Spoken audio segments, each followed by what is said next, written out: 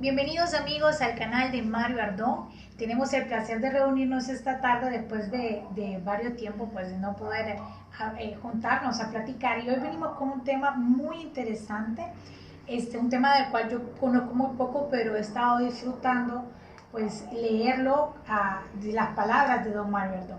Hoy vamos a hablar un poquito de lo que es la etnografía y vamos a mencionar un poco el trabajo de Claude Lévi-Strauss, que era un filósofo francés, nació en Bruselas, en el seno de una familia francesa, y pues tiene este libro Tristes Trópicos. Nuestra conversación en esta tarde pues no va a ser específicamente del libro, sino del artículo que don Mario Ardón ha escrito, que es básicamente un estudio de este libro, ¿verdad? Dice usted que pues ese artículo es producto de la lectura, relectura, ¿verdad? Y el estudio de este libro, Tristes Trópicos, de Lévi-Strauss. Don Mario Ardón, el artículo que usted escribió es La etnografía, una ciencia en constante evolución. ¿Por qué escribir un artículo sobre este libro? Sobre este libro es importante escribir un artículo porque Lévi-Strauss, al ser el antropólogo de campo que fue desde sus principios profesionales en América, y todos los esfuerzos que hace para decidir venir a América, incluso eligiendo el futuro de su vida, y la certeza que tenía de que para ser etnógrafo había que venir al Brasil.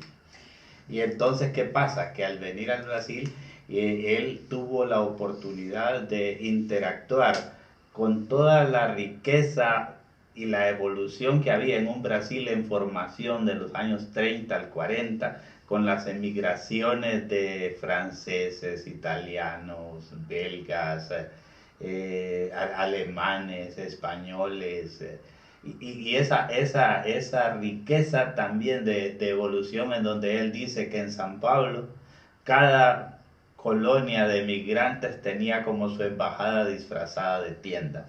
Entonces eso es como algo que para un etnógrafo fue novedoso, venir a América para estudiar lo indígena y encontrar toda una serie compleja de información de un país diverso que se estaba ayudando a establecerse en el territorio, y luego el contacto con los grupos indígenas, con la diversidad de grupos indígenas que había en el Brasil. Don Mario, ¿cómo usted como etnógrafo, usted mismo, cómo supo de Lévi-Strauss? ¿Cómo entró en contacto con Lévi-Strauss? Bueno, yo recuerdo de que yo sentía algunas referencias ahora al leer el libro de doña Leti Oyuela, de las conversaciones de doña Leti Oyuela, pero que también ella creo que había leído Tristes Trópicos, pero no lo referenciaba. Tal vez había sido muy temprana la relación con este libro, y a mí me parecía interesante las opiniones de ella, pero que al leer Tristes Trópicos me doy cuenta de la riqueza de esa influencia cultural para alguien que se dedicó a la etnografía y no a la literatura ni a la historia, no, para alguien que se dedicó a la etnografía, porque eso lo hace a uno andar como con más atención. Y entonces a mí la motivación de Lévi-Strauss al leer su libro es que él también se hace un reto de no contarlo como científico de la etnografía, sino volver todo su bagaje académico y de campo en un relato novelado comparativo entre los trópicos americanos y los trópicos en la India. Entonces esto es lo que le da riqueza, certeza y certidumbre, podríamos decir, a la importancia de la recolección del dato en vivo. Esa era una de las cosas que yo le quería preguntar. Usted mismo como etnógrafo, ¿cuál es su antes y después de Lévi-Strauss? ¿Qué visión tiene usted de la etnografía antes y después de haber leído Lévi-Strauss? Bueno, yo creo, como decíamos, la etnografía es algo que se vive desde la infancia, aunque no nos demos cuenta. Si lo estudiamos ya lo hacemos con más conciencia.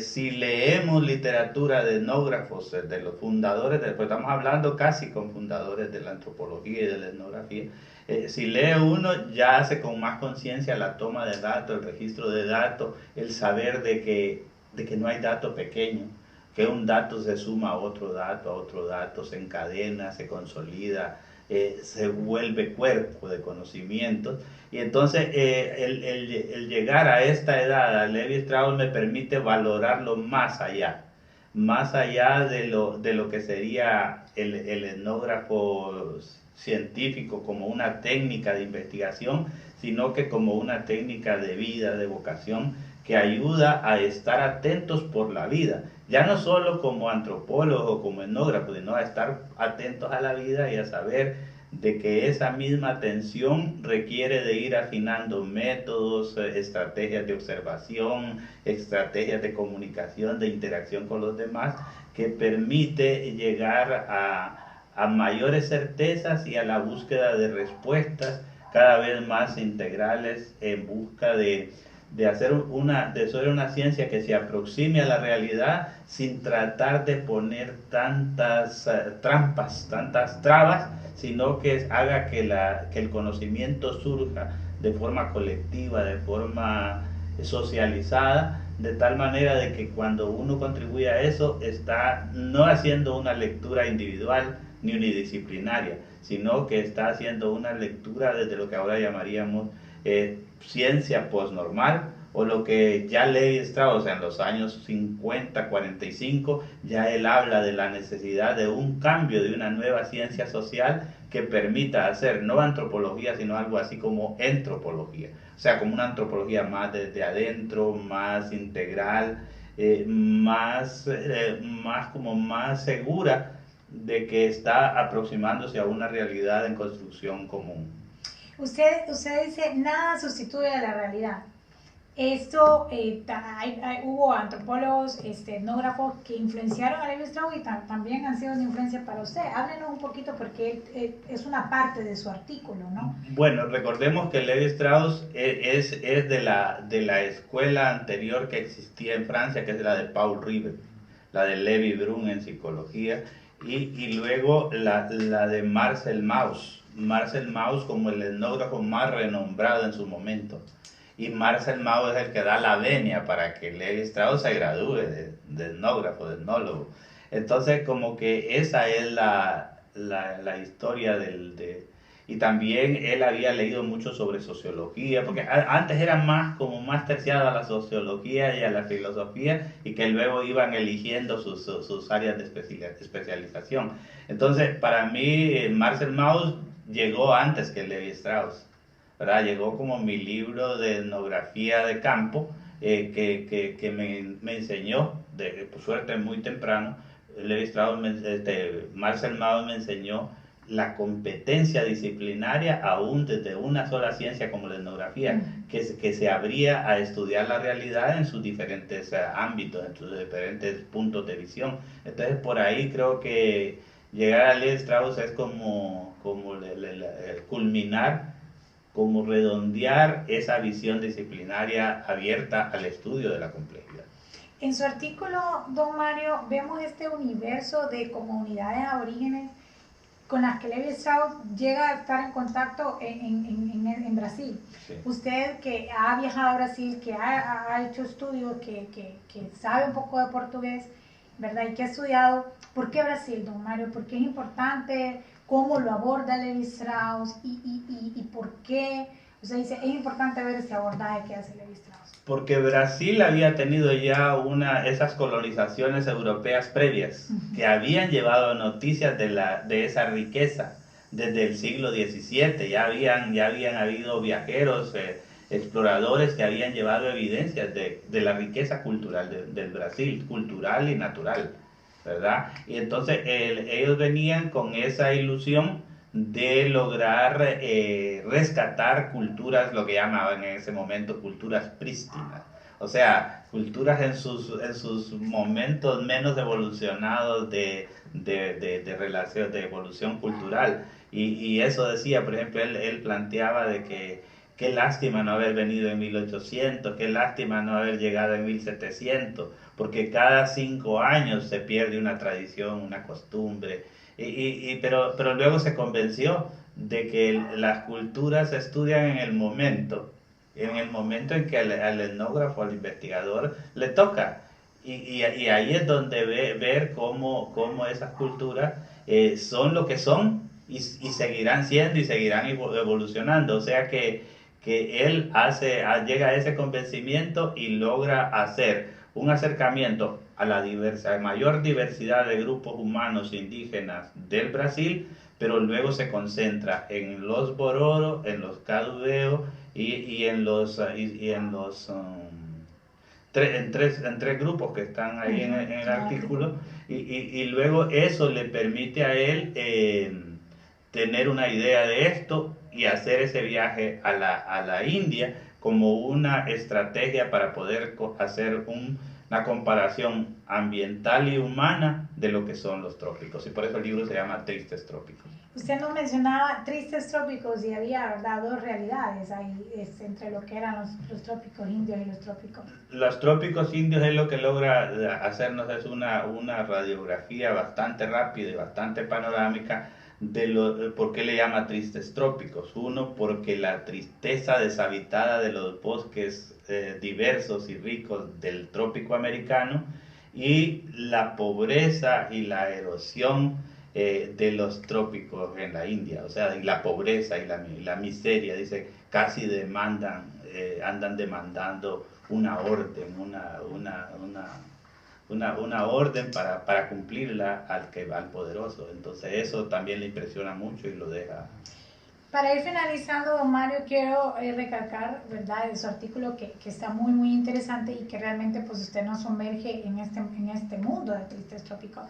Pero hay una parte donde usted menciona, ¿verdad?, cómo la antropología y como todas las ciencias sociales y la antropología, más que una ciencia, deben de ser una emoción humana, ¿verdad? Hacer ciencia con alegría. Exacto. Con alegría y con la búsqueda constante de aportar al desarrollo de la sociedad. ¿Y cómo debe de evolucionar eso de antropología a entropología? A entropología, eso yo creo que él, para aquella época, es un pionero, es un visionario en exigir ese cambio, esa evolución de la antropología, hasta llegar a no solo de la antropología, sino de la psicología, de la etnografía y de lo que llaman ahora también la antropología compleja o profunda. Don Mario, ¿qué pasos se deben dar? Porque la etnografía es una ciencia en constante evolución. ¿Está ya dirigiéndose a hacer no antropología, sino antropología? ¿Qué se debe hacer? ¿Qué visión? Bueno, yo creo que ya se está haciendo. Y es de que es esa evolución en donde ya el científico también comparte con las culturas, con los protagonistas de la cultura que estudia. Y ahí es donde ya se trasciende la ciencia y se pasa a lo que es ciencia postnormal o ciencia con la gente.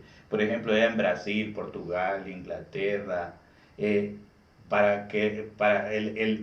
el informante es tan clave del aspirante a doctorado, el informante debe estar en la mesa de evaluación y de examen del doctor, y si publica algo también puede ser coautor.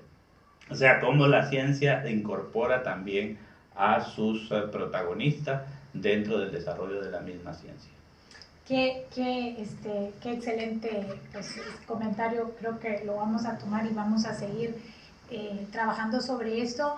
Amigos, muchas gracias por acompañarnos. Por aquí les vamos a dejar el link, vamos a subir al internet este artículo de don Mario Ardón para que ustedes también lo puedan disfrutar. Es muy interesante y bueno, después de leer el artículo a mí me ha motivado también a leer el libro, ¿verdad? Etnografía de una ciencia en constante evolución. Se lo vamos a dejar por aquí por los comentarios para que lo puedan leer, y en estas próximas ediciones pues vamos a estar profundizando un poco más en el libro y un poco más en lo que es la metodología, ¿verdad?